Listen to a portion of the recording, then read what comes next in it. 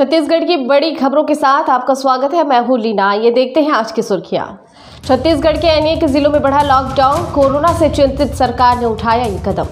Vaccine में प्राथमिकता पर हाईकोर्ट की टिप्पणी, बीमारी नहीं आती अमीर गरीब देखकर। भाजपा के दिग्गज नेता बद्रीधर दीवान का निधन, सीपत क्षेत्र के 4 बार विधायक रहे दीवान। आगजनी मामले में 4 नक्सली गिरफ्तार, एर्राबोर के पास 7 वाहनों में की थी आगजनी।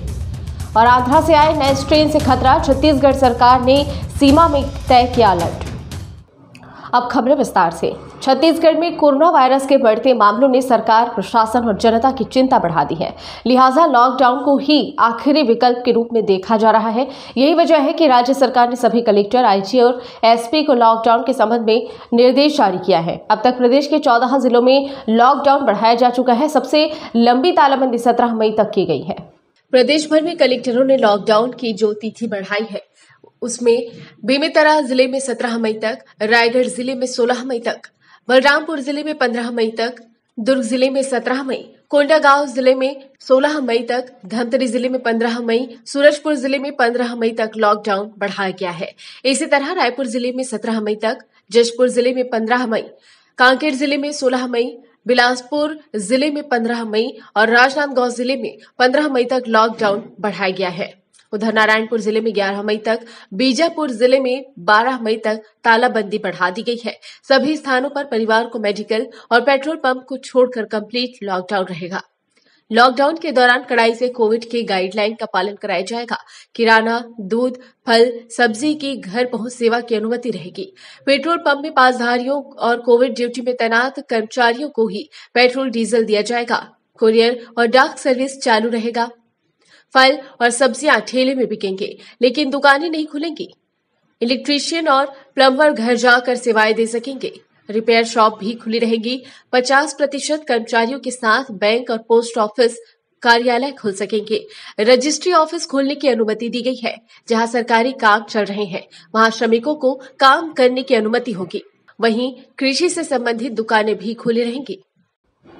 छत्तीसगढ़ में वैक्सीनेशन में गरीबों को प्राथमिकता देने वाले राज्य सरकार के फैसले पर हाईकोर्ट ने सख्त टिप्पणी की है। चीफ जस्टिस की डिवीजन बेंच ने कहा है कि बीमारी अमीरी या गरीबी देखकर नहीं आती, इसलिए वैक्सीन भी इस नजरिए से नहीं लगाई जा सकती। हाईकोर्ट ने राज्य के अपर मुख्य सचिव के आदेश को गलत बताते हुए एक स्पष्ट पॉलिसी बनाने का निर्देश दिया। मामले की अगली सुनवाई अब 7 मई को होगी। बिलासपुर जिले के सीपत विधानसभा से 4 बार के विधायक रहे बद्रीधर दीवान का निधन हो गया। वे 95 वर्ष के थे और कुछ दिनों से बीमार चल रहे थे। दीवान CSIDC के चेयरमैन भी रहे हैं। रमन सिंह के तीसरे और अंतिम कार्यकाल में उन्होंने डिप्टी स्पीकर का दायित्व सौंपा गया था। वे जनसंघ के समय के भाजपा नेता थे। भाजपा के वरिष्ठ नेता बद्रीधर दीवान के निधन पर विधानसभा अध्यक्ष डॉक्टर चरणदास महंत, मुख्यमंत्री भूपेश बघेल, पूर्व मुख्यमंत्री डॉक्टर रमन सिंह सहित भाजपा और कांग्रेस के नेताओं ने शोक व्यक्त किया है।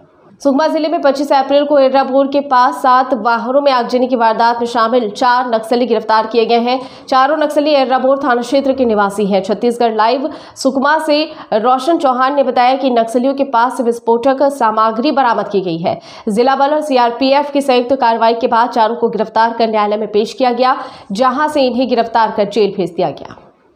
छत्तीसगढ़ सरकार ने आंध्रा में कोरोना का एक बेहद ही खतरनाक कोरोना के नए स्ट्रेन वायरस के आने की पुष्टि की है। इसके आंध्रा से लगे हुए छत्तीसगढ़ से बस्तर के इलाके में फैलने की आशंका के चलते सरकार ने सीमावर्ती इलाकों में अलर्ट भी जारी किया है। छत्तीसगढ़ सरकार के मुताबिक आंध्रा का ये नया स्ट्रेन काफी खतरनाक है और इसके बस्तर में फैलने से छत्तीसगढ़ को भी काफी मुश्किलों का सामना करना पड़ सकता है, जिसके चलते इन इलाकों में पहले से ही सील आंध्रा तेलंगाना के बॉर्डर पर सख्ती और ज्यादा बढ़ा दी गई है। राजधानी रायपुर के बाठिया अस्पताल पर बड़ी कार्रवाई की गई है। स्वास्थ्य विभाग ने 10 दिनों के लिए यहां के कोविड अस्पताल का लाइसेंस रद्द कर दिया है। मरीजों के परिजनों अस्पताल प्रबंधन पर तय दर से ज्यादा पैसे लेने का आरोप था। राजधानी रायपुर के राजा तालाब में संचालित बाठिया अस्पताल द्वारा मरीजों के परिजनों से जरूरत से ज्यादा पैसे की वसूली के मामले में संचालित कोविड सेंटर का लाइसेंस 10 दिनों के लिए निरस्त कर दिया गया है। अब यहां नए मरीजों की भर्ती नहीं हो सकेगी। CMHO मीरा बघेल द्वारा इस मामले की जांच की जा रही थी। उसके नोटिस का जवाब मिलने के बाद ये कार्रवाई की गई है।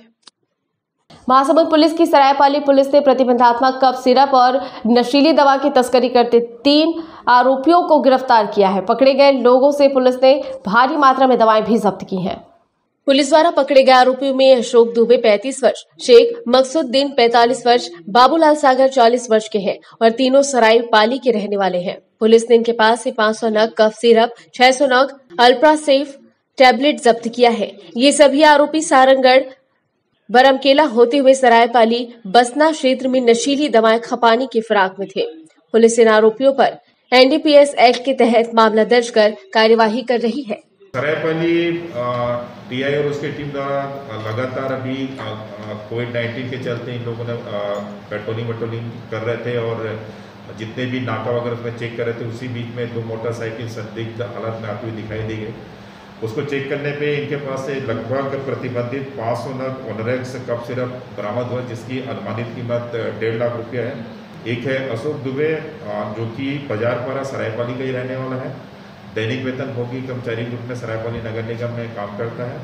दूसरा है शेख मकसूदुद्दीन है, ये भी शास्त्री नगर झिलमिली का है। और तीसरा जो है बाबूलाल सागर, पिता चतुर सिंह सागर, ये भी वार्ड नंबर 11 बाजारपारा सरायपाली का है। तीनों के पास से इतनी मात्रा में नशीली कफ सिरप बरामद हुआ है। राजधानी रायपुर के पचपेड़ी स्थित राजधानी अस्पताल में हुए अग्निकांड के मामले में गिरफ्तार दोनों डॉक्टरों की जमानत अर्जी न्यायालय ने खारिज कर दी है। इस अग्निकांड में 6 मरीजों की मौत हो गई थी, जिसकी जांच के बाद पुलिस ने अस्पताल संचालक मंडल के खिलाफ गैर इरादतन हत्या का जुर्म दर्ज किया था। पुलिस ने कल सुबह ही इस मामले में अस्पताल संचालक मंडल के 2 डॉक्टर सचिन मल और अरविंदो राय को गिरफ्तार किया था, जिन्हें न्यायालय में पेश किया गया। इस दौरान आरोपियों की ओर से प्रस्तुत जमानत की अर्जी खारिज हो गई। इसके बाद इन्हें जेल भेज दिया गया। राजधानी अस्पताल अग्निकांड के आरोपी डॉक्टरों को न्यायालय में पेश करते वक्त बड़ी संख्या में शहर के चिकित्सक भी मौजूद थे। महासमुंद पुलिस ने अंतर्राज्यीय चेक पोस्ट पर चेकिंग के दौरान एक कार से 72 लाख रुपए बरामद किए। लेकर जा रहे युवकों ने नकदी के संबंध में कोई संतोषजनक जवाब नहीं दिया, जिसके चलते रकम जब्त करते हुए मामले को आयकर विभाग के सुपुर्द किया जा रहा है। महासमुंद एसपी प्रफुल्ल ठाकुर ने पत्रकार वार्ता में बताया कि उन्हें मुखबिर से सूचना मिली थी कि ओडिशा से आने वाले मार्ग से बड़ी रकम छत्तीसगढ़ लाई जा रही है। उन्होंने तत्काल इसकी सूचना सिंघोड़ी थाना प्रभारी को दी और ओडिशा और छत्तीसगढ़ की सीमा पर स्थित नाके पर वाहनों की तलाशी के दौरान स्विफ्ट डिजायर कार में बैग के अंदर थैला मिला, जिसमें नोटों की गड्डियां भरी हुई थी। पकड़े गए युवकों में से एक भिलाई के छावनी निवासी दिनेश तिवारी और दूसरा खुर्सीपार निवासी योगेश कुमार सिंह निकला। दोनों युवक ना तो नोटों का स्रोत बता सके और न ही ये बता सके कि नोट किसको देने जा रहे थे। एसपी प्रफुल्ल ठाकुर ने बताया कि ये मामला आयकर विभाग के सुपुर्द किया जा रहा है। इसके द्वारा इतनी बड़ी रकम के स्रोत का पता लगाया जाएगा। वहाँ स्विफ्ट डिजायर उड़ीसा के रास्ते से आ रही थी। उनकी गतिविधियाँ थोड़ा संदिग्ध रही थी, तो रोक के चेक किया गया। चेक करने पे कुछ में से बैग मिले, उनसे पूछताछ की गई, लेकिन उन लोगों का जवाब संतोषप्रद नहीं था।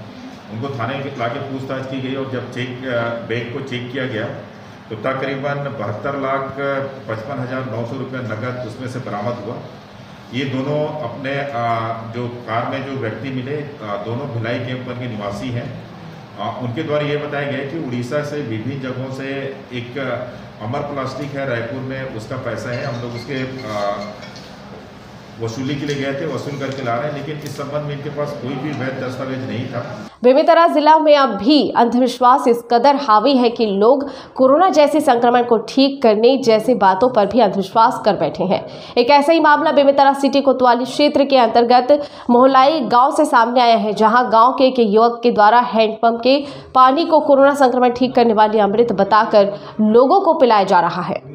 ये पूरा मामला बेमेतरा सिटी कोतवाली थाना क्षेत्र के अंतर्गत आने वाले ग्राम मोहलाई का है, जहां गांव में दीनदास कोसले के द्वारा संत का आशीर्वाद बताकर लोगों को अपने घर के हैंडपंप का पानी कोरोना ठीक करने वाली अमृत बताकर पिलाया जा रहा था। वहीं अंधविश्वास के चलते क्षेत्र के ग्रामीण बड़ी संख्या में उसके घर पहुंचने लगे, जिसकी सूचना बेमेतरा सिटी कोतवाली को लगी, जिसके बाद बेमेतरा एसडीएम दुर्गेश वर्मा, एसडीओपी राजीव शर्मा और टीआई राजेश मिश्रा ने टीम सहित संबंधित घर में दबिश देकर दीनदास को लोगों को झांसा देने के आरोप में और कोरोना संक्रमण काल में सोशल डिस्टेंसिंग का पालन नहीं करने के आरोप में गिरफ्तार किया है।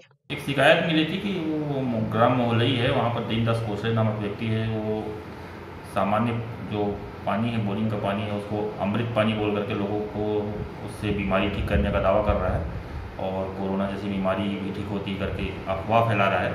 ऐसी शिकायत पर से एसडीएम साहब, एसडीओपी साहब और मैं गए थे वहाँ पर और उस व्यक्ति को पूछताछ के लिए यहाँ पर लाए हैं। उसके विरुद्ध में वैधानिक कार्रवाई की जा रही है। बुलेटिन में फिलहाल इतना ही। बने रहिए डीबी लाइव के साथ। नमस्कार।